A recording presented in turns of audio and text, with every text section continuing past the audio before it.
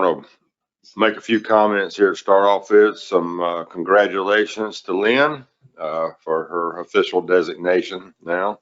And although she's been doing those kind of things anyway, but now she's got you get the credit or the blame, whichever one you want that comes along with it. So, Marty, I don't see Marty here, but also Marty's getting ready to make a big move. I understand. I think a lot of people have been asking him, has he lost his ever loving mind? But, insanity is kind of a matter of perspective, I guess. So,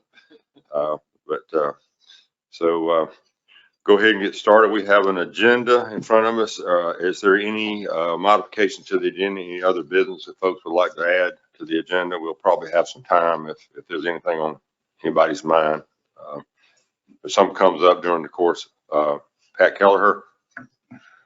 Thank you, Mr. Chairman. Yesterday we had a pretty good, or yesterday, 2 days ago, I've lost track of time, Mr. Chairman. Monday at the state directors meeting, we had a conversation around the budget, federal budget, and I didn't know if we wanted to add some conversation around that, maybe in the legislative report as well. So, very good. All right. Anything else? If something comes up during the course of the meeting, we'll certainly can add it. Dan? Yeah, I'd like to continue the conversation that we started on Monday about the erosion of some of the federal surveys and port sampling, and see if we can push forward some kind of an initiative on that. Very good. Yeah, I think it sounds like that's going to all sort of fold in together.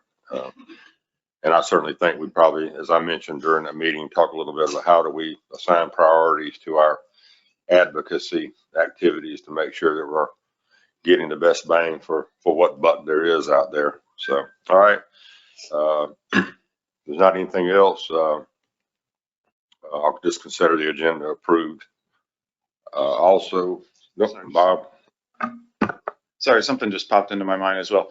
We've had to adjust insurance rates quite a bit at the commission for employees that are out in the field working for the states and that sort of thing. So it might be worth a quick, Laura and I can give you an update on sort of one of the fire drills we went through over the last few weeks on that. Okay. All right. Okay. Everyone should have the meeting summary from our May 2023 meeting. Is there any modifications, edits, or corrections to the meeting summary? If not, any opposition to accepting it as presented? I don't see any, so we'll consider that accepted by unanimous consent. So at this point, we provide a public comment opportunity. Don't see anyone in the room. Have we got anyone virtual?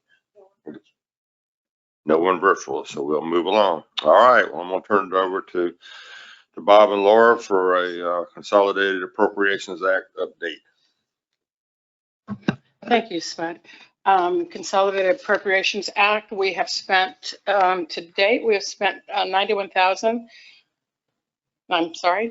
million. I don't deal in millions normally. And so our balance right now is 13 million. What I would like to find out at some point, and it doesn't have to be at this meeting, but in the next week or two, I will be following up with you all to see, are you going to need it? Are you going to spend it? And if not, then we'll have to do a reallocation potentially at the annual meeting. Does anyone have any questions? Any questions for Laura on that? You do? Yeah, go ahead, Joe. Thanks. So, Laura, what do you think that means to the timeline for that to spend after the reallocation? So we have an extension right now until July 31st of next year, so 2024. We already have that. Now, that was mainly for main projects, but we've got the extension, so yeah. All right, any other questions about that? Or something you want to follow up? Yeah, I also just wanted to give an update on CARES, if I might quickly. But it looks like at this point, all things being equal, although nothing is ever equal, we're probably to the point of having to return $159 to the Treasury. So y'all did a very good job of reacting to the reallocation and that. So that's that. That's about as precise as you can get in this world, I guess you could say. All right, any other questions for Laura? All right. Next item is review findings of legislative and governor appointee commissioner survey regarding stipends. So that's you, Bob. Yes, sir. Thank you, Mr. Chair. Yeah, I think everyone here is aware, we've had a number of conversations regarding stipends for legislative and government appointee commissioners. And at the last meeting, this group voted 14-1 in favor of not providing stipends at this point to legislative and governor's appointees. But as a follow-up to that conversation, the staff was asked to send out a survey to legislative and governor's appointee commissioners that asked two questions. Essentially, would you be eligible to receive a stipend? In other words, is somebody else paying you to be here, or, as by virtue of the office that you hold, are you not allowed to accept stipends, or whatever the reasons may be for not being allowed to accept a stipend? And then this follow-up question was, if you are eligible to receive a stipend, would you want to receive that stipend? Alexander sent out that survey. We got 14 responses. Of the 14 responses, 10 individuals said they would be eligible to receive the stipend. And of those 10 that would be eligible, only 6 of them said that they would actively, seek to accept and take the stipend from the commission. So, you can read into that however you want. Number of responses wasn't great. And it sounds like other responses, it doesn't sound like a large number of commissioners would be eligible and interested in receiving the stipend. But, that's the results from the survey. We were committed to do that. We did it. And I guess it's up to this group how you want to interpret that, or if you want to do anything with that at all. All right, thanks, Bob. Dennis and then Roy. Yes, thank you, Mr. Chairman. I was asked to fill out that survey and I chose not to intentionally. Following the 14-1 vote, I considered it a dead item, and I don't understand why after the fact that we now go out and survey, those who want it. I think that the vote was very clear from the state directors that they don't want to provide stipends. So to me, it's a dead issue. Thank you. All right, Roy. I was going to make the same point that when the vote was taken, I was probably the only non-state administrator to vote in that particular vote. So I'm not sure that when the vote was taken at the last meeting, it represented the rank and file, if you will, of the governor's appointees and the legislative proxies and so on. So anyway, I mirror what Dennis had to say. Okay. Anyone else have any questions or comments about it? Yeah, a decision's been made. I think the purpose of the survey was to just at least get some idea of what would happen if it were instituted for informational purposes. So, but as Bob said, we didn't have a lot of participation in the survey, so for various reasons. So that matter is settled for the time being. If in the future someone else wants to bring it back up, that certainly will be their prerogative. So, okay, we'll move along. Alexander, you're going to handle the legislative update?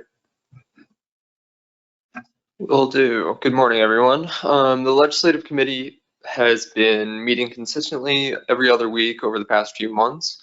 Things were slow for a while the debt limit agreement talks were going on, but things have picked back up again. We'll be discussing a few main bills that the legislative committee was concerned about and wanted to make you aware of. But I'm happy to answer any other questions related to MSA reauthorization, appropriations or RISE or whatever it might be. Two of the bill texts, the Shark Act and the Fishes bill texts, are included in the policy board supplemental materials under supplemental 2, if you guys want to take a look at that. Also included under supplemental 2 for the policy board materials is a draft of a letter responding to the first bill that I'm going to talk about.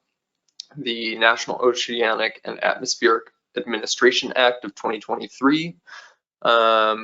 I may refer to this as the NOAA Organic Act because this is how it's been referred to in previous Congresses. This is a bill introduced by Representative Lucas of Oklahoma. He's the chair of the Committee on Science, Space, and Technology. SST has split oversight of NOAA with the House Natural Resources Committee. This NOAA Organic Act is a bill that would establish NOAA as an independent agency from removing it from under Commerce. There's been one hearing on the bill so far when the bill was just a draft in the House, and there's no Senate version yet. After discussing with the Legislative Committee, we came up with some main concerns regarding this bill. It doesn't acknowledge that fisheries management is an essential duty of NOAA. It doesn't mention the word fish in the bill text once. It's not clear that robust funding for NOAA would be guaranteed. And given that fisheries management isn't mentioned in the bill text, it seems like fisheries management would be one of the first things to receive cuts to funding. Given some of the language in Magnuson-Stevens and the Atlantic Coastal Fisheries Cooperative Management Act of 1993, which both specifically call upon the Secretary of Commerce to act as kind of regulatory backstops, it could really complicate some of our management and enforcement capabilities. And the last item of concern is that NOAA would lose access to cabinet level attention. So the ability to raise issues to that level would be lost. While it's difficult to give a prognosis on the bill, where it might end up ultimately, the Legislative Committee thought it was damaging enough to draft a letter of opposition to this bill. The Gulf States Marine Fisheries Commission has already sent a letter of opposition to the appropriate committees. The next bill that I'm going to talk about, the Supporting the Health of Aquatic Systems Through Research, Knowledge, and Enhanced Dialogue Act, or the SHARCT Act, was introduced by Representative Whitman of Virginia in the House. There's no Senate version yet. This is a bill that would create a task force to identify and address critical needs with respect to shark depredation and report back to Congress on their findings. It's important that I talk about this bill to you guys because the membership of the task force would include someone from each regional fishery management council, interstate Marine Fisheries Commission, and Fish and Wildlife Agency of a coastal state from each regional fishery management council. Also included in there are representatives from the federal agencies and academia. So this means that one commissioner or staff member would be on the task force, and it also likely means that 3 other commission associated individuals via the state Fish and Wildlife Agency members would also be on the task force. The House had a hearing on this bill on the 27th of last month, and there were some concerns. We have not talked about this bill at length in the Legislative Committee, but there were some concerns coming from NOAA that this bill would duplicate some of the effort that they are undergoing to address shark depredation. The last main issue I wanted to make you aware of is conversations around how to address the fisheries disaster declaration process. At the end of February, the Commission sent a letter to Janet Coit asking for some of the $300 million that was in FY23's omnibus for fisheries disasters to be set aside for East Coast states. Much of it was implicitly directed towards Washington and Alaska. In the letter, we also asked for the declaration process to be expedited. Many of our states experience significant delays between when a disaster occurs and when funding reaches the stakeholders. The legislative committee had discussed writing a letter to NOAA Fisheries and the Office of Management and Budget to address the delays. But we were approached 2 weeks ago by Representative Donald's office of Florida. They are introducing the Fishes Act. And this is a bill that would institute a 30-day timeline on OMB. We heard from a NOAA Fisheries representative on Monday about the disaster declaration process.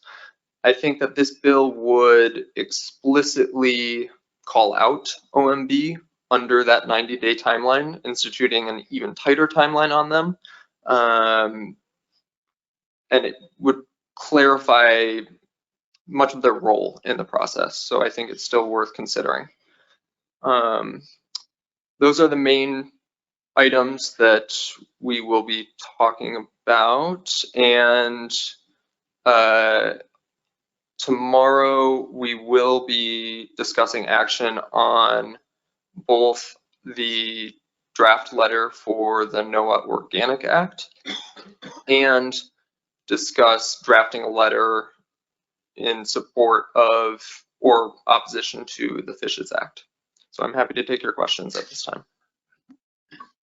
Thanks, Alexander. Any questions for Alexander on what he's discussed?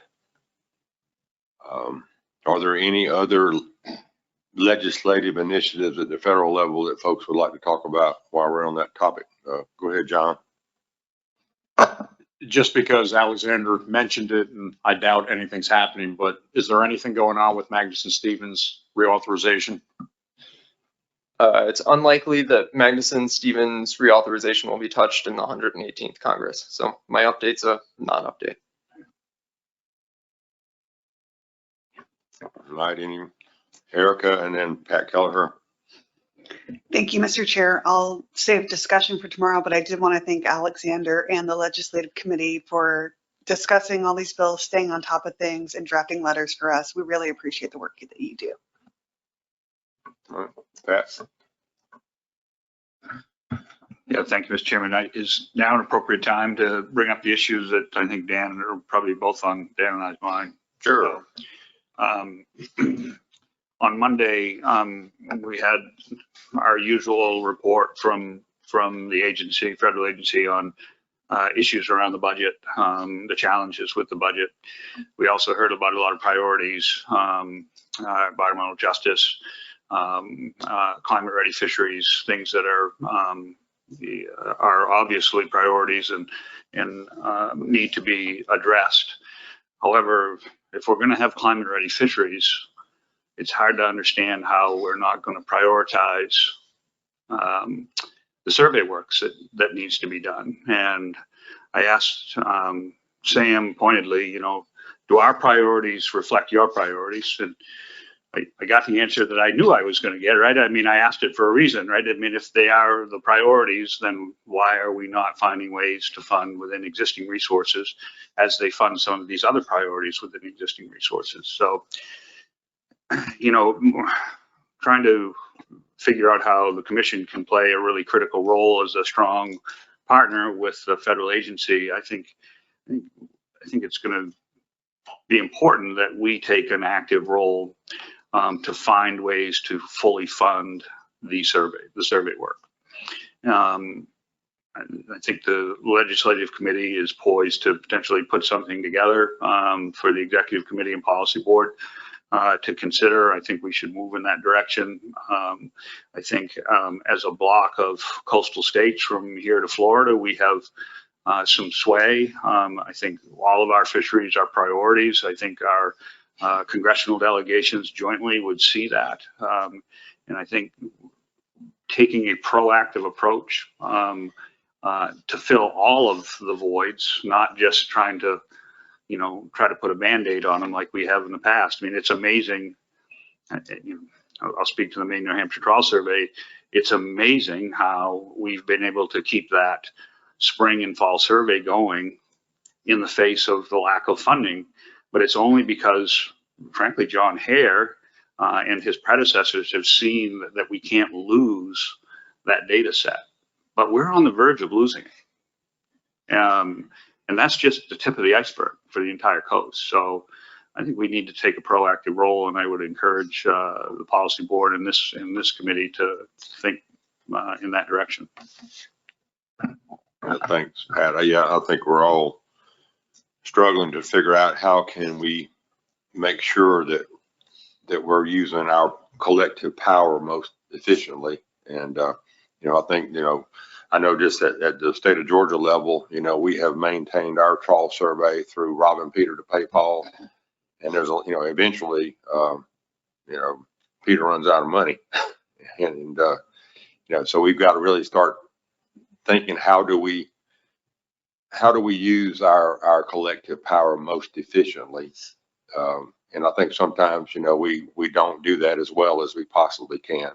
And, but I think we're at the point now where if we don't do it, we're going to suffer some catastrophic losses. It was a little disconcerting to me to hear Evan talk about how much would be put into all these advanced methods, which is fine. You got to move things along, but we can't abandon what we've been doing for all these years in hopes that we're going to find some magic. We're going to be able to send drones and droids out to do all this work that we used to do. So, he did at least mention that they're looking to allocate some of that money to mitigate some of these deficiencies, but there was never really any details. Yeah, and it is one-time money, So yeah. So Dan, I'll call on you. So I agree with Pat, and I'm wondering if it would be constructive even for the service if there was a conducting of like an independent review of the impacts of the erosion of some of these services.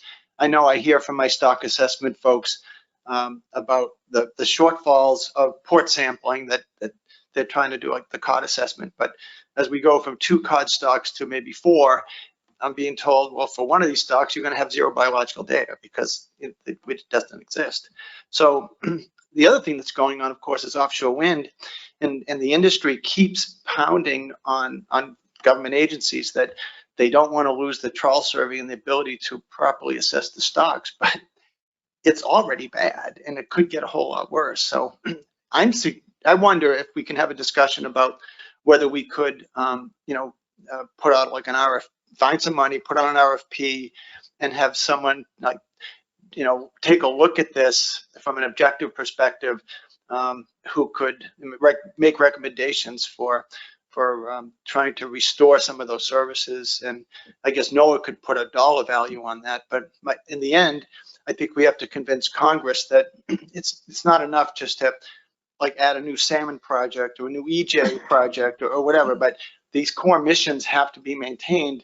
And so when I see things like level funding, it makes me really nervous that level funding is essentially a cut in service, as we talked about Monday, because of the increased costs of people and doing business. So I don't know, Bob, if you have any ideas about what something like that would cost, or if we could do something like that. But I think if you were to poll your stock assessment folks, I think you'd get unanimity on the need to restore some of those services.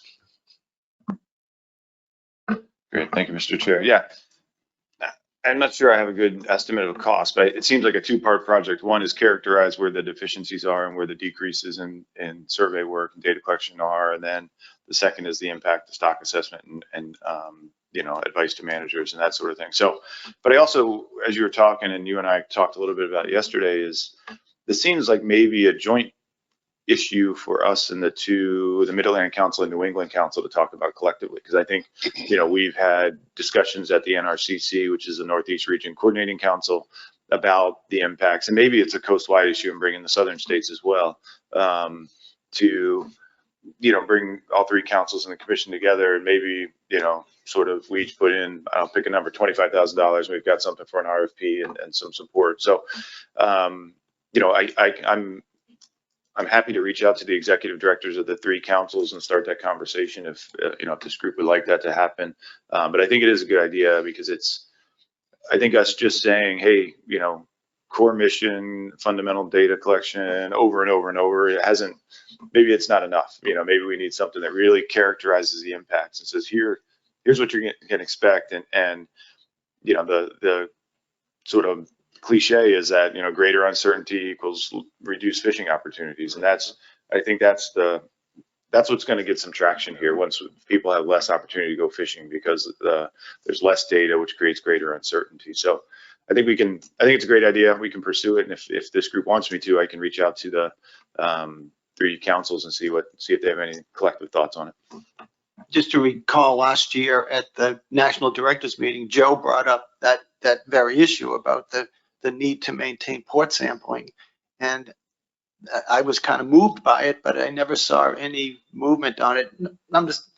Something may have happened I didn't know about, but I think we need a response, and it'd be ideal to move that forward. All right, Mel, and then I'm gonna go to you, Jason. Yeah, Bob actually touched a little bit on one of the points I was going to make, which is, I could transport myself to a council meeting and we're having this same discussion at the council level. And it doesn't matter which council, including the Gulf of Mexico, wherever you happen to be, it's the same issue with, for us to do our job at the council level or the commission level, we have to have data, reliable data to act on, which comes from these surveys. And the surveys, as has been pointed out, have been eroded, and they've been eroded through inflation. It's now the cost of doing business in these surveys is such that we're having to, in some cases, scale down what we're doing because we only have, with level funding, so much money to afford it. So you've got a problem there that could be quantified. The other thing to keep in mind too, as we sort of talk about the importance of all this as we move into the future, and tying to things that NOAA has stated matters to them, is that the tie to climate ready fisheries, climate change, these things that the fisheries we're managing are in a dynamic environment, which is changing right in front of our eyes. I mean, we've witnessed things in the time we've been here that where the fish unfortunately aren't staying where they used to stay and doing what they used to do necessarily in the same places. So we've got to be able to have even more data. And then when you bring in things along with climate, more data. If you start talking about the importance of ecosystem approach, more data. So our data demands are increasing, and for good reason, because it's just to feed these different decisions that we have to make, whether it's at commission or council level.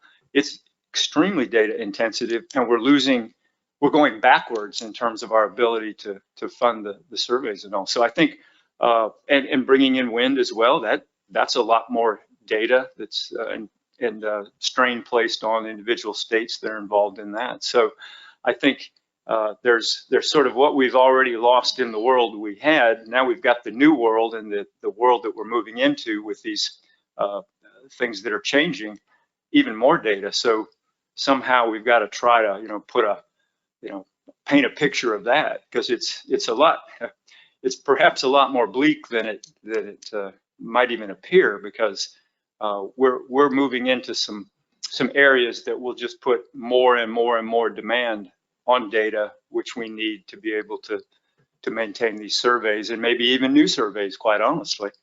So yeah, I think that's a good idea. We have partners within the councils are the same as us. So I think if we can bring them into the discussion as well, that would be useful. And then, keep in mind, we co-manage some fisheries. We rely on the same stock assessment for Spanish mackerel, right? So that would be a good thing to do. But I think it's the picture is a little more I guess maybe I'm being more pessimistic, but we've got to deal with this now. We've got to set it up so we've got adequate funding to do what we need to do into the future. Thank you. Thanks, Mel. I'm gonna say something that Mel would say, but he's too polite to say it. And he wasn't here Monday, but it was pretty frustrating to me to bring up the subject of the fact that the state of South Carolina has spent a lot of its taxpayers' money to secure a vessel to continue a survey, and asking NOAA to contribute a relatively small amount of money to ensure that that vessel is properly retrofitted to do that work in the future. And yet we can't get a commitment. And we're literally talking about the crumbs that fall through the cracks whenever these big decisions are being made. And it's just frankly frustrating to hear that, instead of a willingness to say, well, we're going to, it's not a, we will find a way to make this happen. It is more of a, well, we're not sure, we've got this money committed, we've got this. And it's like, that's, it just does, it frustrates us, when we as states, and every state around this table has made and continues to make significant contributions towards the success of federal fisheries management. And it's just frustrating when you can't get, somebody to say, well, we're going to fix this problem. Let's just work out the details. So that's, anyway, enough editorializing, but I think it's a symptom of the bigger issue here. And so Jason, and then I'll go to you, Joe. Thanks, Mr. Chair. Really great discussion. It's kind of jumping back to the idea of an assessment. I think that's a fantastic idea. I like your next step, Bob, of kind of checking in with the regional councils, the other kind of high level partners.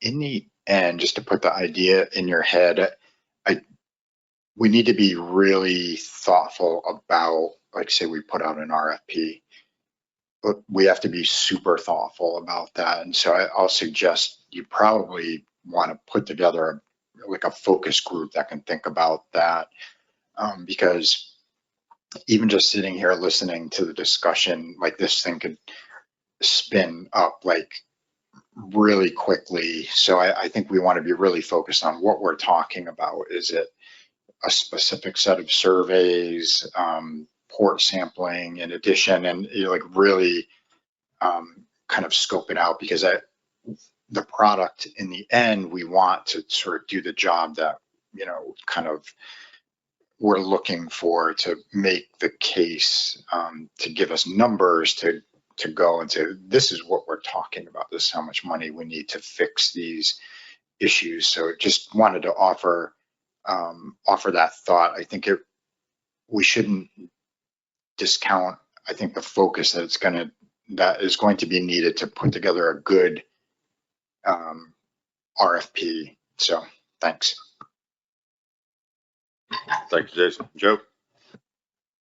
Yeah, thanks. I agree with that idea, because that's I think that's going to be one of the challenges. And, I think spud a little bit to what you were saying is getting that participation at the federal level to have the honest discussions there. And I want to say, just going between the trawl survey samples and larger sampling programs, and then port sampling, I think in some ways those need to be split out. In the Northeast, we have a trawl advisory panel and other methods to have those discussions about these large planning projects, and the finding the funds to keep a vessel operating for a day or a week. It's a lot different than keeping a person sampling at the dock for an extra 2 hours maybe, and just knowing the sampling protocols and maybe knowing shifting species.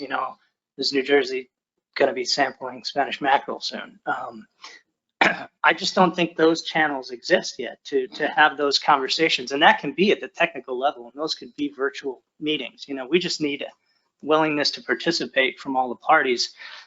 I ran the sampling program in Virginia 18 years ago, and it was actually adversarial between the feds and the state. I would be asked why we were sampling fluke and sea bass when, they have already committed to that. And my answer was, well, the fluke and seabass scientists said more samples are better, but this is, we have to go in that other direction now. We have to start that dialogue, I think.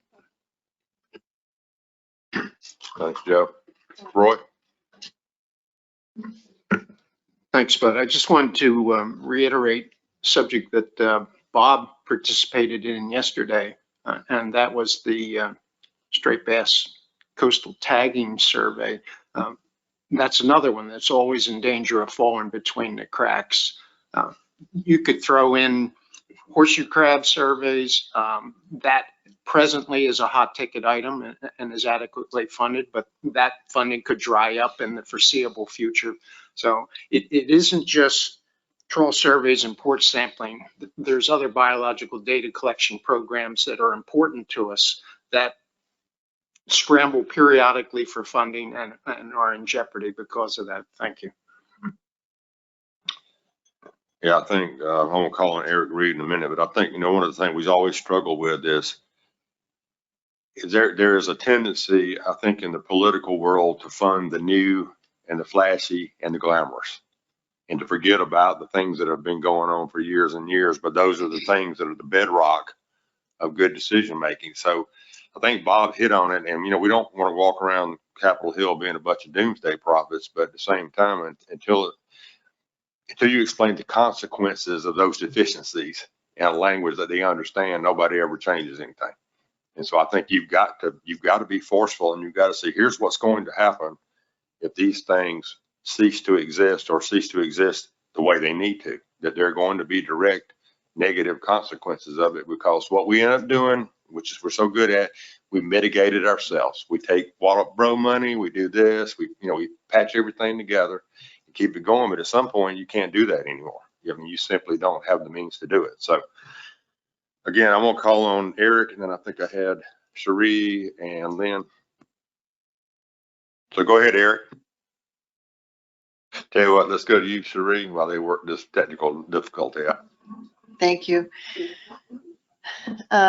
Spud, I like how you said that there's willingness to fund new and flashy, and that I don't know if it was Mel that mentioned, we're facing offshore wind complications to our survey procedures and processes. Well, we also just recently had a presentation on aquaculture, and that could take up many acres of real estate out in the ocean also. And it's my thought, or my impression from NOAA, that that's their new and flashy, and that they really want to start moving forward with that. We've been presented at the council level and at this level for 2 or 3 years. New Hampshire has had to comment, en masse has had to comment on one large aquaculture request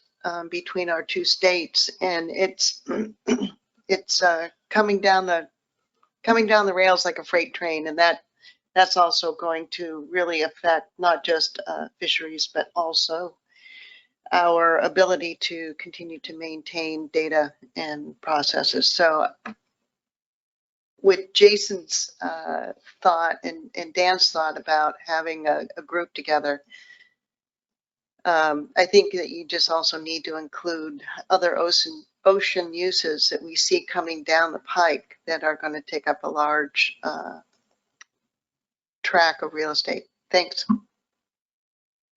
All right, we've solved our issue yet? Thank you very much. I appreciate the time, Mr. Chairman. There's other things going on as well, other groups. The CCC had a call with the feds about IRA money, the $349 million that are dedicated to funding a variety of things. And quite frankly, unlike Mr. Bell and Mr. Woodward, I am not Southern or a gentleman, and I was a lot more blunt than you guys would ever even consider doing. But, I wanted to know where the money was coming from out of the $349 million to maintain funding or reinstate funding for traditional surveys and data collection like we're talking about. The response I got was, yeah, we're well aware of the shortfall and, you know, the need to refund all these projects, but they weren't sure whose pocket it was going to come out of. But they were well aware of it. The CCC, I believe, has sent a letter regarding the funding itself. So hopefully that will get some traction. And Mr. Semino mentioned NTAP, which is a group that the two New England councils and the commission are all involved in. And they're having an extensive discussion about surveys and how we can augment surveys with industry vessels, not replace, but augment the existing surveys for a lot of reasons. You know, the Bigelow's not going to be able to go into the wind farms, but industry vessels might be able to get in there. But that might be a venue to really forward this conversation, because they had a pretty robust discussion about it at their last meeting. And in New England, you know, of course, we have the same concerns as everybody else on the East Coast and everybody else on the West Coast. And we are actually going to have on our September agenda maybe a couple of hours to discuss how we're going to deal with it in a timely fashion. You know, I mean, quite honestly, I'm fed up with excuses. I want solutions. And that goes back to being not a Southern gentleman, but it's a pressing issue. We're going to address it. And NTAP has already begun to address it. So if that's a venue that you want to take advantage of, that might be a good place, because it's you know, the time is up, and there's no time like the present. So that's my 2 cents out of the $340 million, Mr. Chair. Thank you. Thank you, Eric. And every good toolbox has a hammer, so we appreciate it. So, all right, Lynn. Thank you, Mr. Chair. This might be a ridiculous idea, but I'm thinking about visual learners, and I'm thinking about being on the Hill. And I wonder if anybody has ever done, or if it would be possible to do, to create like an inventory. So these are the major fisheries that we manage federally and by the states. This is how much they're worth to your jurisdiction, and these are the surveys that support those. So there's a direct connection. It would be like a table or a visual, like, you know, cod, you know, this fishery is worth this much to your constituents, and this is sort of what we stand to lose. And you could even pair that with the cost need for the survey, and then you start to be able to show people on the Hill sort of this cost benefit across this array of species. So it was just an idea. It might be a silly one, but I thought I'd throw it out. No, I think that's where the rubber hits the road in those discussions, is you've got to be able to explain the consequences of actions, both positive and negative. And if you don't do a good job of that, you're never going to get any change in the status quo. So, John. Thank you, Mr. Chair. Just kind of following up on that idea, questions more for Bob. Over the years, Bob, we keep hearing from NOAA that it's better not to have line items in their budget because it works out better for them to be able to allocate the money. But as we keep hearing, when they do have more opportunity to allocate the money, a lot of times it goes to their own priorities, which don't always mesh with ours.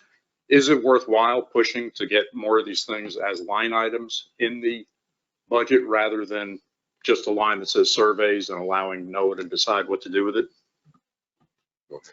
Yeah, thanks for the question, John. Yeah, you know, the trend over the last, I don't know, 15 years at least has been for federal budgets, as you said, to be lumped together and have less line items. And, you know, the part of that is flexibility and simplicity and other things, but it does limit the state's ability to lobby for specific lines. So, you know, there are some downsides. You know, the way we've kind of handled that over the years is requesting through appropriation requests specific things we put into the budget language itself. So, for example, there's language in there that says the NEMAP surveys will be fully funded for the next couple of years, and including the Mid-Atlantic trawl component, Maine, New Hampshire component. So we end up with budget language, but then it gets more difficult, or it kind of puts NOAA in a bad place because they still have the same total number of dollars, but certain pieces of that are being put into specific projects. So I think,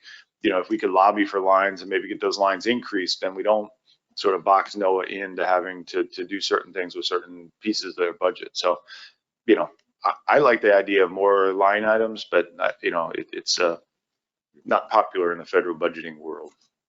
Thanks, Bob, because I just recall going back to one of the first joint meetings we had 10 years ago with NOAA, and one of them made the unfortunate comment of, when the budgets get tight, they make cuts of convenience, and the cuts of convenience were always the funds that went out to the states. And then just on a side issue of how they're going to spend funds, I've seen like with the bill money for fish passage, it already seems like a mess, because they gave a whole bunch to the Fish and Wildlife Service, a whole bunch to NOAA. I didn't even know the Army Corps had money, and they approached us and told us they had money. They'd pay 100% for fish passage on one of our dams in northern Delaware. And it's like, what a mess. Are they coordinating? They're not talking to each other. It's just crazy. Crazy is a good word. So, Mr. Gallagher. Thanks, Mr. Chairman. Bob's exactly right. I mean, budget language is just that, it's language, and it doesn't have to be followed. And I think back to the IJ line, that is still a line item within the budget, not a lot of money, but it is money that comes back out to the state. And because it was a line, we were able to fight for it more specifically. And I think we need to get away from what the federal agency thinks is better for them and start working on what's better for us. And I think we need to do that with the information that we've talked about. But statutory language doesn't need specifics. But what Lynn talked about is that picture is worth 1,000 words, right? I think the idea of an RFP and a focus group, all well and good. But I also think we've got enough information that right now in hand to move the needle on this and to push back. I think Eric Reed has brought up some really good points. There's a lot of money sitting there, but that's one-time money. We need stability long-term. So I think we need kind of probably a three-prong approach, where we're focused on some of the one-time money, but really thinking about what is not a budget request, right? I mean, a budget, we do budget requests all the time. We just did a big budget request through the omnibus package. Well, I'm thinking more of a kind of a statutory component, similar to like IJ was in the past, that really focuses on what the survey needs are for the East Coast of the United States. Now, this will expand, right? The Gulf and the West Coast may want into this, but I think we need to focus our efforts on what our needs are right now. And if we then bring in our other partners as we're developing it, I think fine is kind, because it's frankly going to help us probably with hill visits if we have some of the West Coast and Gulf states firmly involved. But I think we need to develop a plan based on what our needs are, and then start communicating those more broadly to see if we can get some other folks in line. And there's a lot of people in this, we're retaining lobbyists on the Hill. Florida has lobbyists. Other states have. We've got the ability to start pulling pieces together in order to ensure that we've got a really solid plan in place and paint that picture, move the needle. Thank you. All right, thanks, Pat. Jason? Yeah, just thinking a little bit about something we can do strategically, just to kind of set ourselves up for what we're talking about. You should think about, and I'm talking to the states, think about inviting your senators, representatives out on your surveys. We do that routinely. Senator Whitehouse is a frequent flyer on the Rhode Island Trawl Survey.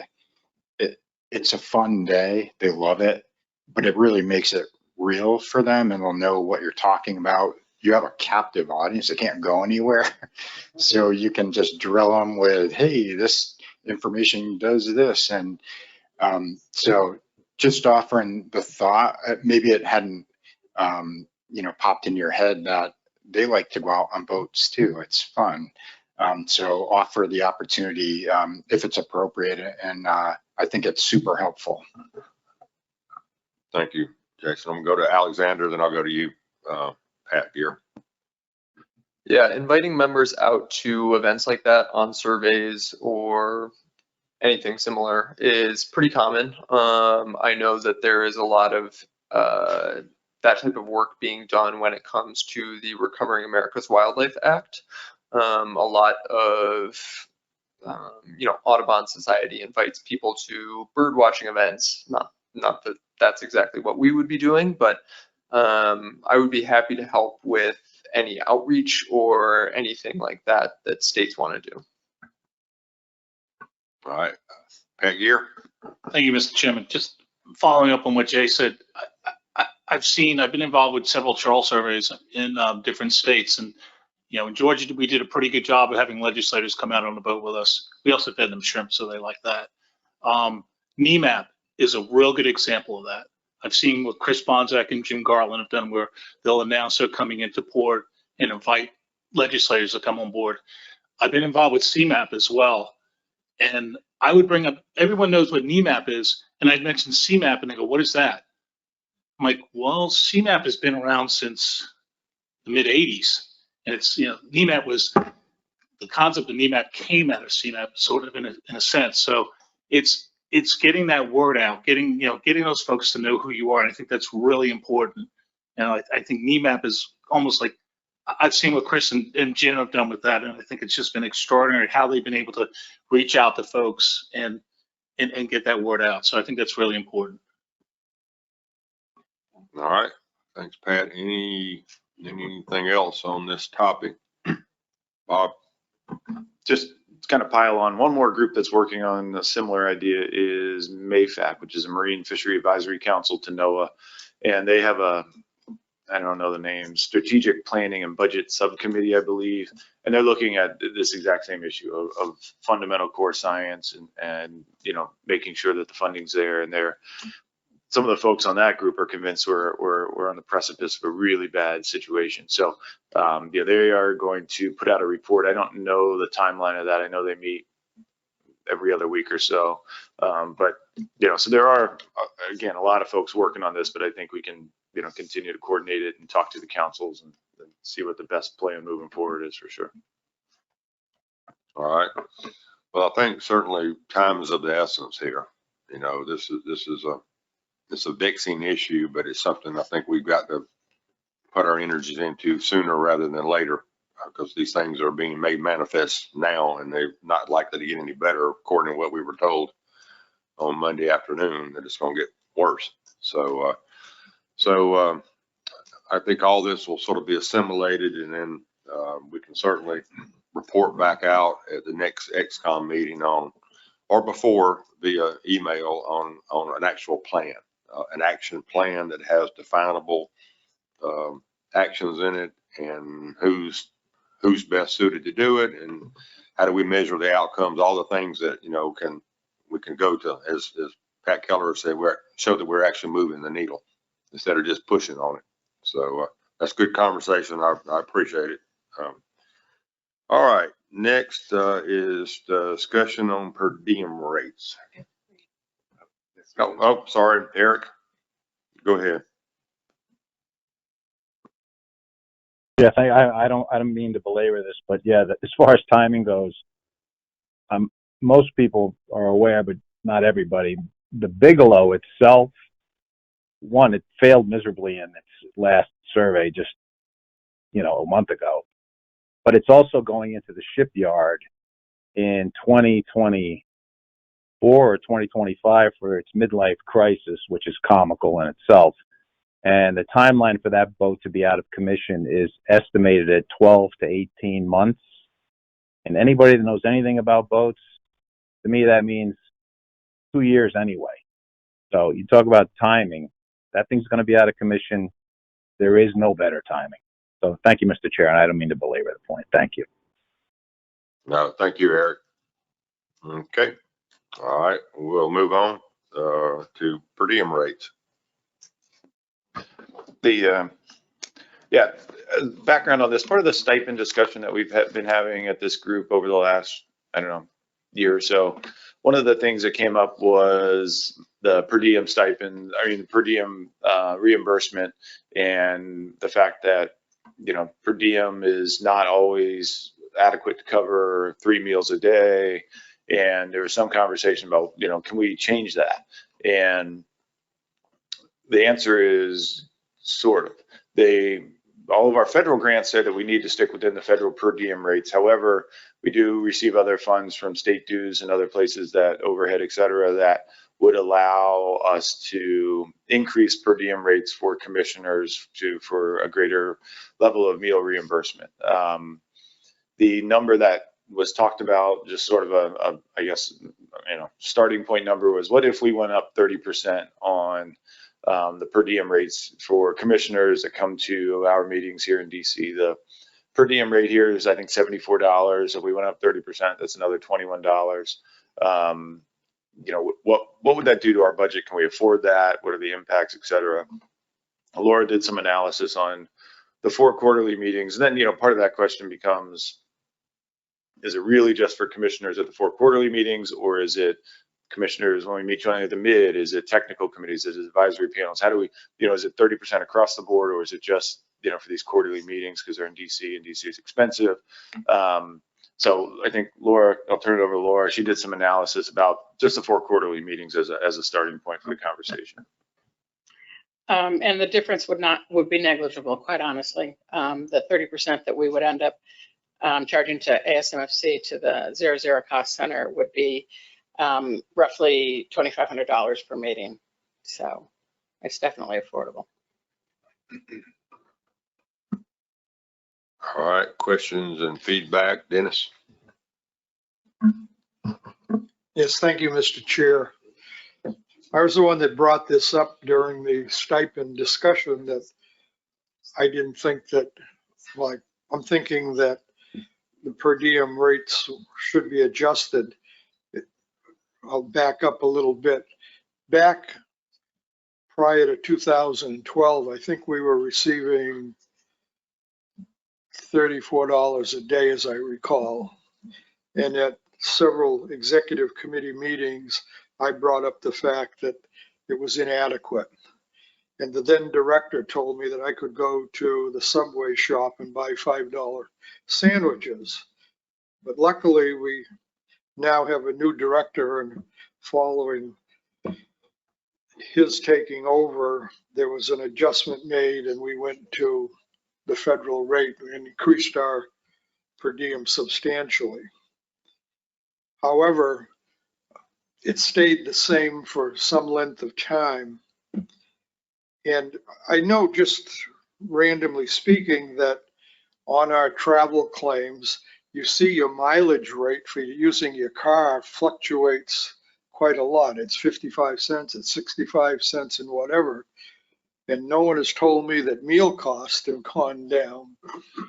Just as an example, going out the other night, having about the cheapest thing on the menu at McCormick's, I was still almost $10 over the per diem rate. So then, conversely, I have to skimp on the other side because I don't receive a stipend, so I'm on my own dime.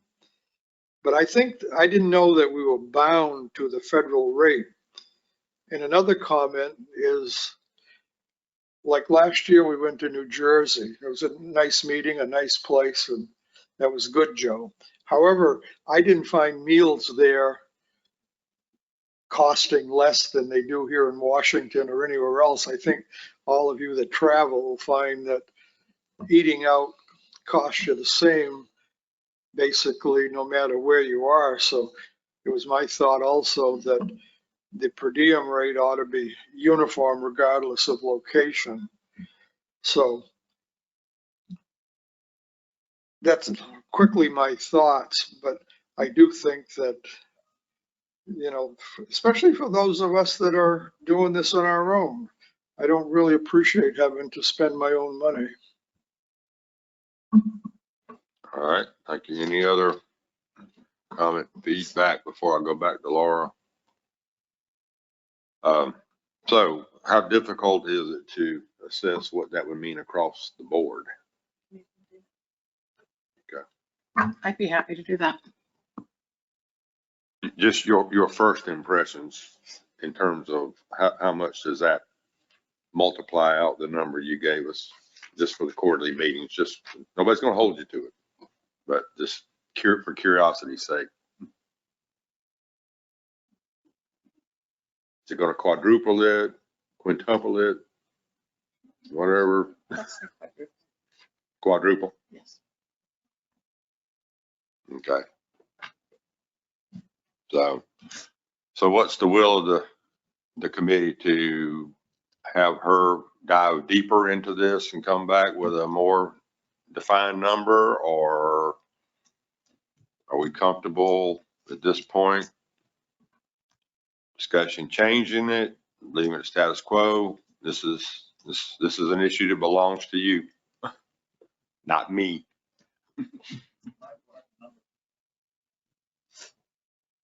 Okay. So get a more accurate and precise number as best you can, and then we'll discuss this and put it as an action item to either stay status quo or to change it at the next executive committee meeting. How's that sound? Okay. Go ahead, Pat Gear. Thank you. Just to be clarify, we are going to look at this for technical committees and stock assessment committees as well. I mean, quite frankly, I think those folks, it's harder on them than it is on some of us. I mean, it's, so I think maybe we should be looking at that as well. Yeah, the plan would be to look at it across the board, to change it uniformly across all participants in commission approved travel activities. So that'll be what the data point that we have to decide on at the next XCOM meeting. But that sound good to everybody? See a lot of heads nodding. Okay. All right, we have one other business item that Bob brought up, and that's insurance rates for commission employees out in the field. Great, thank you, Mr. Chair. And this conversation about putting elected officials on vessels and surveys may be a perfect segue into this conversation.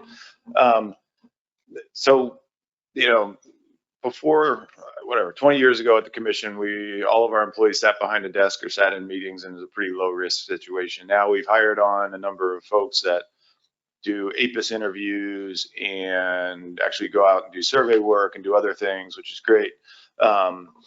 And we had an incident where there was a workman's comp situation a few months ago, and it triggered this review of our insurance for employees and workman's comp and that sort of thing. And Laura and Lisa and I had a crash course in U.S. longshoremen and harbor workers insurance rates and the Jones Act and all these other things. And it turns out that insurance companies see an APIS interviewer that works on the dock the same as a longshoreman that's loading and offloading, cargo from a vessel or whatever it might be. So insurance companies have very broad bins, and they like to charge the higher amount. So the notion of people working on docks or going out on boats sort of sent our insurance coverage, frankly, it was canceled. And so we had to quickly find some new coverage, and obviously it went up quite a bit. And I think we did a good job of describing the work that folks do. And just because you're standing on the dock interviewing someone is very different than being a stevedore or driving a forklift and having, crates and shipping containers swung over your head and that sort of thing. So we ended up getting a fairly good rate for the change that we had to make, but just, kind of a heads up that we may need to pass along a little bit of this expense to the states. It's not great. It's not going to change, it's not going to significantly change any of the rates that we have to charge, but I just want to let folks know that, well, two things. One, all those folks are now covered and we're in great shape, and they're allowed to go on boats and work on docks and do those sorts of things, which is probably the most important. But the other is it's going to cost us a little bit more money, and we may need to, work that out as if we hire employees for states that are out doing those sorts of things. So just a heads up as much as anything else that everything's covered, but we did have to scramble a little bit at the end of June and early July to make it work out. So happy to answer any questions on that.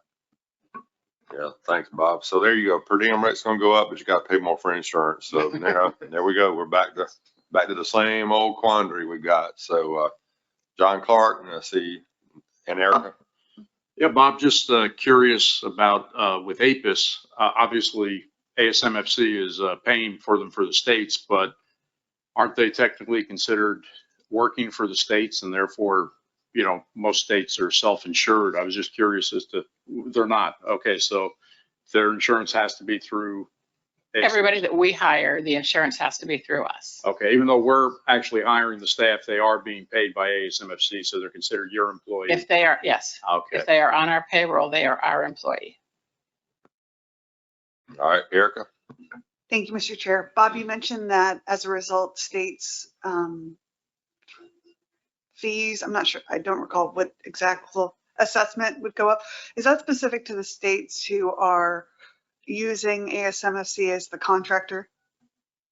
Yeah, definitely. It wouldn't, so this is not a precautionary tale about, you know, all the state annual dues or assessments will go up. This is, you know, if you have a contract with us to hire employees, we may need to, you know, increase the overhead rate on those. All right, go ahead, Dan. Just to And I'll give you clarify, John. would it matter if the particular title was an office job versus a field job? Yeah, this is another quirk of the insurance company. Once all employees fall under the same insurance policy. So you don't, you know, if we had 50 office workers and 10, you know, dock workers, we'd pay the same rate for those 60 people as if that was the opposite, 50 dock workers and 10 office people. So it's all the same in the eyes of the insurance, unfortunately. All right, John, and then I'll go to you, Eric, online. Thank you. I mean, New York is always utilizing ASMFC, and we appreciate it. So I was just wondering, you said we would see that in increase in overhead rates, and then maybe the timing of when we would see those increases. Thanks. Probably the next go around when we renew contracts, right? And this, you know, it may or may not happen. We may be able to absorb this with our current rate, and it would only be a percentage point or two. So it's not going to be this seismic shift in doubling of overhead rates or anything like that. I just want to give everybody a heads up that, you know, we are incurring more expenses and we'll try to absorb them, but if we can't, we may need to pass it on. Everything's getting more expensive. Yeah. All right, Eric, go ahead. Yeah, thank you, Mr. Chair. So if they're an employee, it's one thing. If they're an independent contractor, you know, they get a 1099 instead of a W-2. There might be some savings there. We ran into the same thing up here with lumpers. You know, they don't work for the company, but they're considered independent contractors, and that helped with the extra expense. But I don't know if that's applicable here or not. It's just a thought. Thank you. Thanks, Eric. I would just like to comment that we ran into a problem with independent contractors last year. So, and it's not the way I want to go at all, because long story, I'll make it very short. We hired a person to do a specific project in Florida, but they moved to California, and then California came after us for taxes, and it was a nightmare. Again, we got that settled, but the IRS has very stringent regulations about what is considered a contractor versus what is considered an employee. But thank you for that input. All right, thanks. Any other questions? Pat Kelleher? Just a comment. I mean, the commission is always charged the smallest amount of indirect to the money coming in. With a small uptick in that, I wouldn't think we'd feel the pain, right? I mean, there's a lot of money still coming in that a change in the indirect rate could bring more money in. I mean, we have to do it at the state level. There's no reason that the commission shouldn't be doing it, and states should expect that to happen in order to pay the bills. So I'm certainly not opposed to seeing a change in the indirect rate for the commission. All right, any other questions, comments about the insurance rates issue? All right, seeing none. All right, it is 8:10. No, go ahead, Mel. And not about insurance, I failed to mention this earlier when we were talking about the disaster funding, but I wanted to officially thank Bob, Laura, ASMFC staff for helping us in our 2018 disaster, which we were finally able to get money in the hands of our fishermen in 2023. But that was made possible towards the end by staff helping us make that happen, just as they did with CARES and CARES 2.0. That process was simpler than our state process, but the fishermen do appreciate that. And yeah, that was 5 years from disaster to help, but thank you so much for helping us do that at the end. I really appreciate it. Well, that's why it's known as the Atlantic States Financial Management Corporation. So, Pat. I just want to echo what Mel has said. Maine, New Hampshire, Mass, and Rhode Island for our 2019 disaster declaration for herring. It certainly matched with the timeline that they showed us on Monday, right? I mean, just goes to show you the value of the timeline that they expressed to us, which was BS, right? So that shows you why the Fish Act and is really important that we get some changes on the disaster side. Thank you, Mel, and thank you, Pat. And since you brought that up, I don't know if you all can help with this, but unfortunately, every so often, and it usually happens in the South, but it's also happened up in Massachusetts and Maine, banks won't cash our checks. So it's the most frustrating thing. And then they call me and leave a message. And by the time I get the message, they've already sent the fishermen away and they haven't been able to cash our check. So we're revising your letters and we're saying, please bring this letter to the bank with you to show that it's legitimate money. I don't know if that's going to help, but that's feedback that you all need to have so that you can tell your fisheries folks that. And that happened a couple times recently, Mel. So apologize to your fishermen, please. It's very frustrating because we have plenty of money in the bank. Sorry. Mr. Kalen, welcome. Yeah, thank you, Mr. Chairman. First time I've spoken here. Nice to be with everybody. But I wanted to also echo thanks on the herring disaster funds handling that. Both to Pat and to Dan. New Jersey, our herring landings typically are up in the north in Gloucester or Maine. Not too much comes down to Cape May. So we were able to convince our governor that even though we didn't have state landings, we did have those landings in the other states, and we worked with Bob back then. And that worked out very well for us. We had 2 boats that received substantial reimbursement. And we're also looking at the Fishes Act right now too, Alexander. Rick Marks runs for us on the Hill. So I wanted to cycle back with you on that, particularly if you're going to write a letter here. We're in the process of doing the same thing. So I just wanted to thank everybody for the help with the herring disaster funds. And now we're looking at mackerel, but we'll talk about that next week at the mid. However, since it's been overfished for so long, I'm not sure we're going to be able to get over that hurdle. But that's kind of the next one out of the box for us on the East Coast. But thank you very much for your help, Pat and Dan and Bob and everybody else involved. Thank you, Jeff. All right, it is roughly 9:20. We had until 10 o'clock for this. Certainly don't have to use it up if we don't need it, but if there's any other things bearing down on folks' mind, there's an opportunity to talk about it while we've got a little bit of time. Dennis? Yes, thank you, Mr. Chair. Yesterday at the striped bass meeting, it brought up that there would be a possibility of requiring another in-person meeting. And Bob, I think, mentioned, does he have money in the contingency in the budget? So my question would be to Bob, I guess, are we putting enough money aside? Has that been a static figure? Or should we consider putting more money aside to cover a possible eventuality where we need to have a extra meeting or whatever extra expenses are involved as we do management of various important species?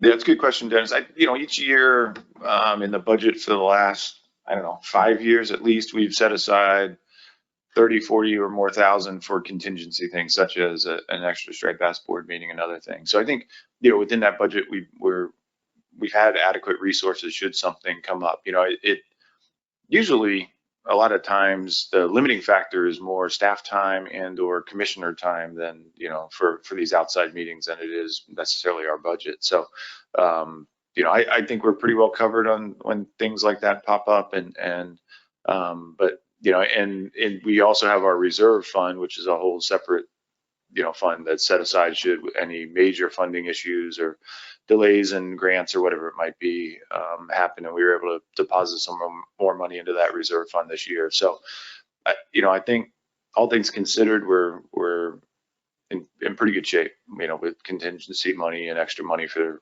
outside meetings and that sort of thing. Yeah, thank you. I just don't think that excuse is not the word by any means, but funding should not be a limiting factor to having a meeting. And I should probably know the figures because I see the budget first every year, but I don't remember how much money we're putting aside. All right, Chris, Matt Savage. Thanks, Mr. Chair. Just on the subject of meetings, was wondering when the 2024 meeting schedule for ASMFC is going to get posted. Staff has asked me, we're kind of planning our meeting calendar for 2024, and we always try to work around the council and ASMFC meetings. So I just wasn't sure if those dates are kind of in the works or are already been posted. I didn't notice them on the website yet. Thanks. We have the dates, and I'm going to keep talking very slowly while Laura pulls up the dates so that she doesn't have to hurry as much. Yeah, we'll keep talking. Hang on. Laura just emailed them to me the other day, so let me see if I can find her email. All right, I just found it here. So January, if you guys want to write these down, we'll email them out as well. January of next year is going to be January 23 through 25. The spring meeting is going to be April 29 through May 2nd. The summer meeting will be August 5th through 8th. And the annual meeting will be in Annapolis, Maryland on dates that I don't have on this email. And I'm talking slowly again because Laura has those dates. It's the week of October. I believe it's the 20th. Yes, all in person. But that's the plan now. All in person with a hybrid option is, maybe that's a whole nother discussion, but the plan now is to have them in person. The three that I just mentioned, we are assuming they'll be in this hotel, and Laura's working on those contracts, and then the fourth will be in Annapolis, Maryland, with a hybrid option as well. October 20 through 24 in Annapolis, Maryland. And we'll email those out because I know I rattled them off pretty quick. All right, go ahead, Roy. Just quickly, while we're on this topic, will all of our meetings in the future be hybrid meetings, Bob? Is that the intention at this point in time? Yeah, I mean, that's a decision by this group or commission leadership or policy board. That seems to be the pattern we're on right now, I guess, is the best answer I can give you. And the public is very much used to the ability to interact.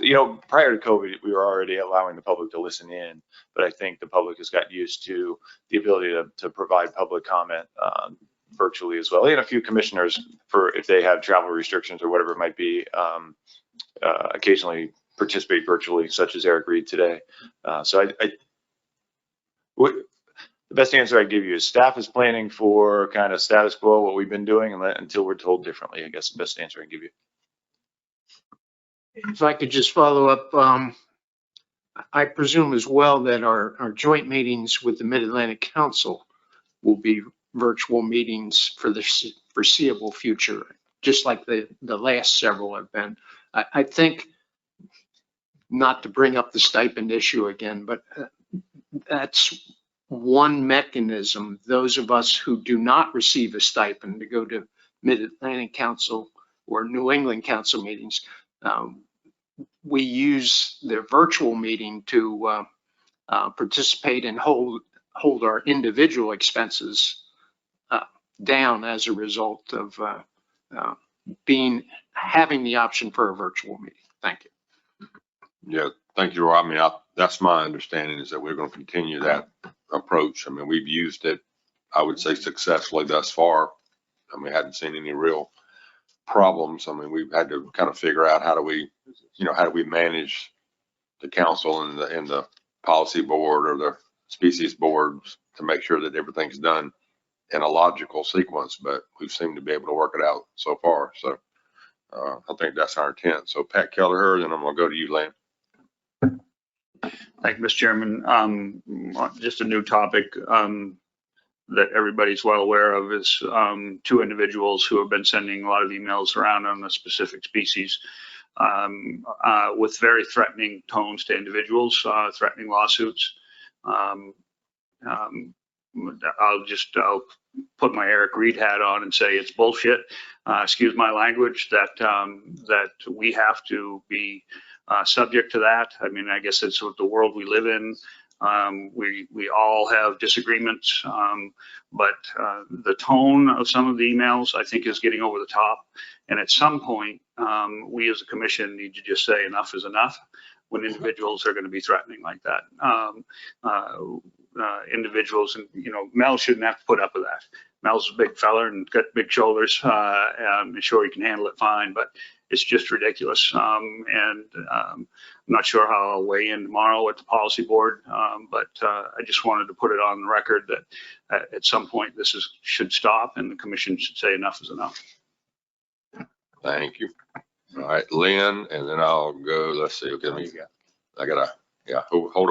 on a minute. I gotta get them all lined up here. Dennis and Dave Sikorsky and Eric, and who did I miss? Who else did I miss? And John Clark. Okay. All right, so I'm gonna go to you, Lynn, and then I'll work down the list. Yeah, thank you. And sure, I'll appreciate the great state of Maryland for our constituents. But while we were talking about meetings and hybrid, I just wanted to put a plug in. I've been approached by staff who have expressed interest and enthusiasm for returning to in-person technical and stock assessment committee meetings. I think their feelings on it are that they really are better in person. I know that's a budgetary thing, but if there's a thought to go back to putting, technical committee weeks and getting scientists together, I think it would be valuable.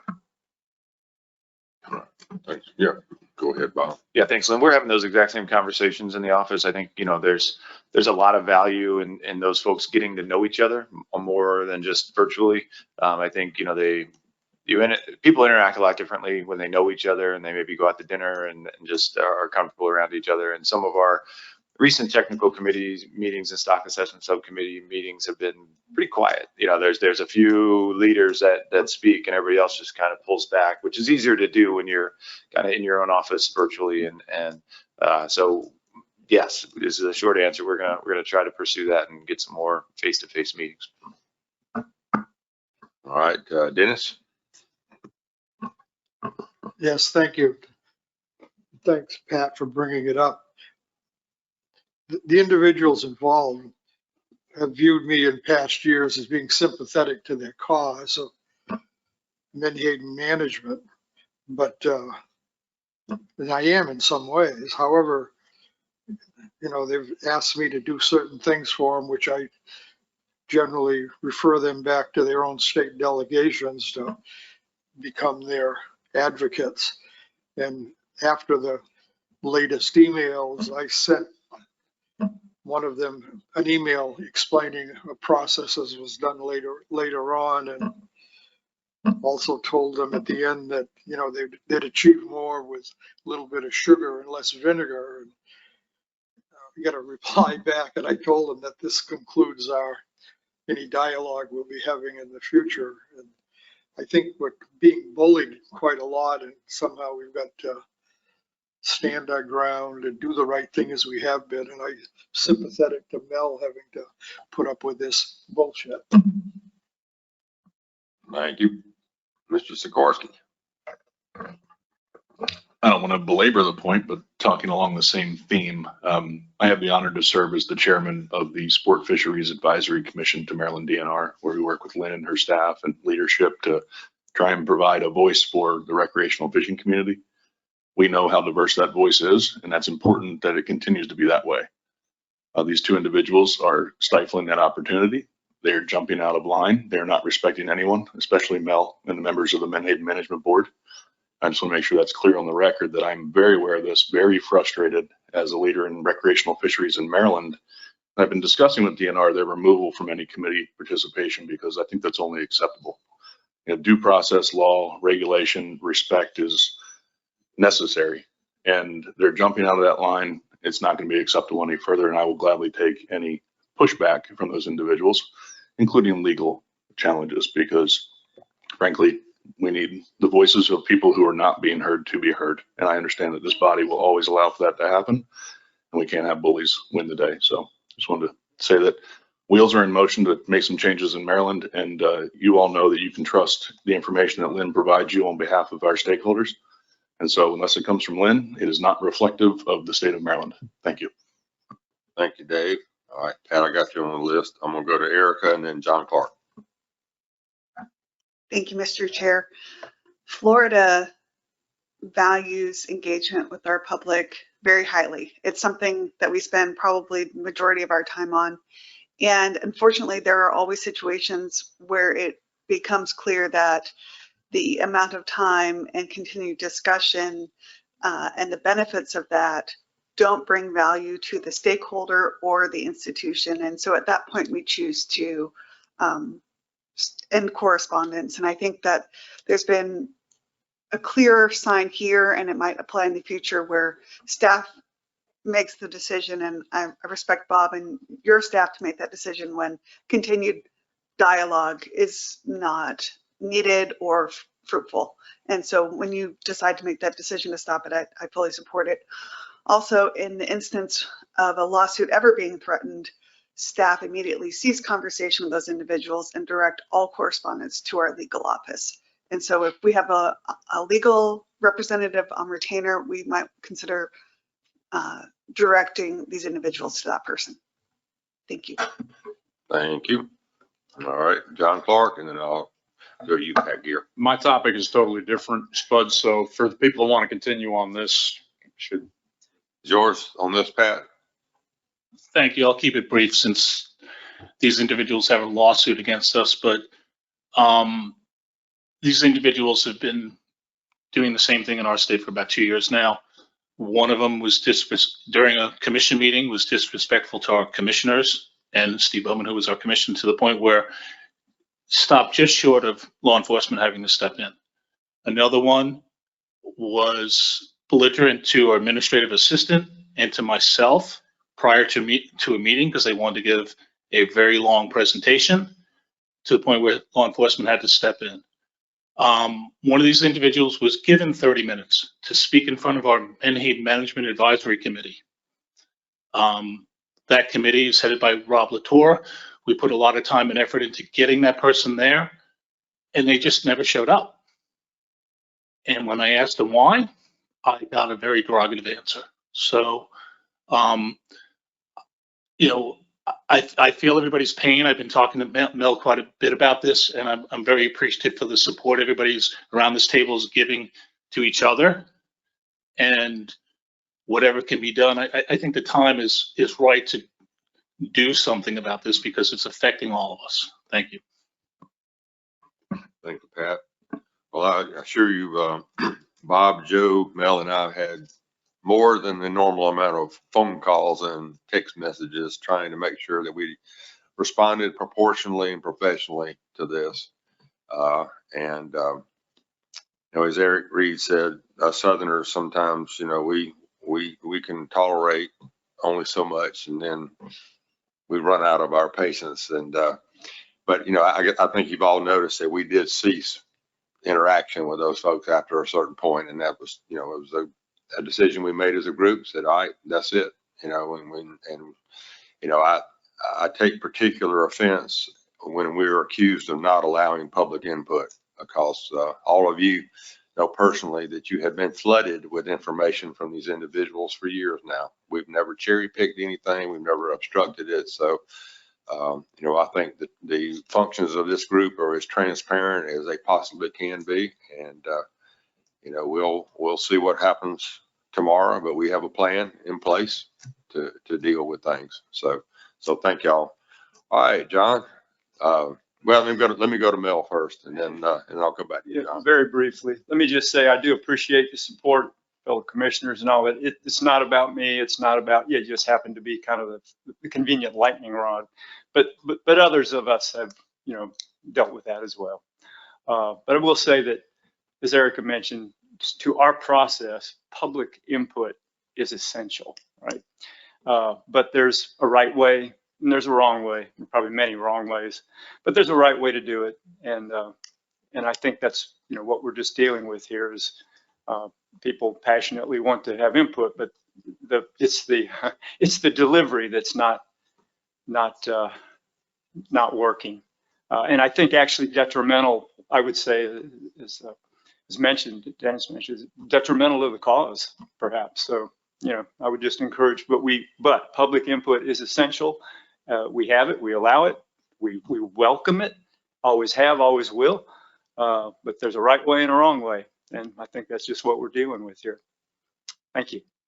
Thank you, Bill. All right, John, floor is yours. Oh, thank you, Mr. Chair. Looks like little Delaware is an island of sanity and sobriety, awash at the sea of boorishness and bad behavior. But I wanted to bring up the topic of the collecting permits for sand tigers. Just want to give an update.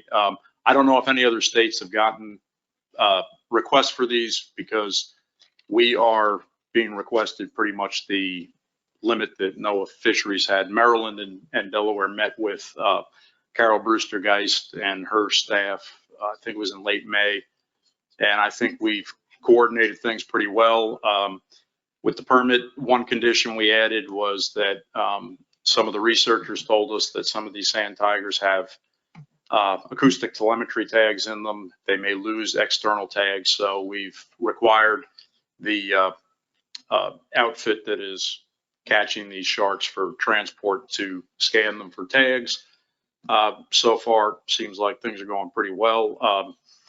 I did notice that I just recently got an email that they are getting close to the number of sharks that we permitted them for, and they would like to get some more permits. So seems like the market for sharks and aquariums is still pretty strong. So just curious if any other states have been asked about sand tiger collecting permits. Thanks. Thank you. Thank you for that update, John. Anybody else seen any uptick in the ask?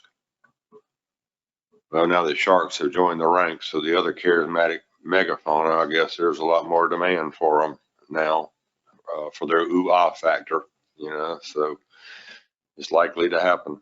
So, all right, any other questions or comments on the topics we've touched on?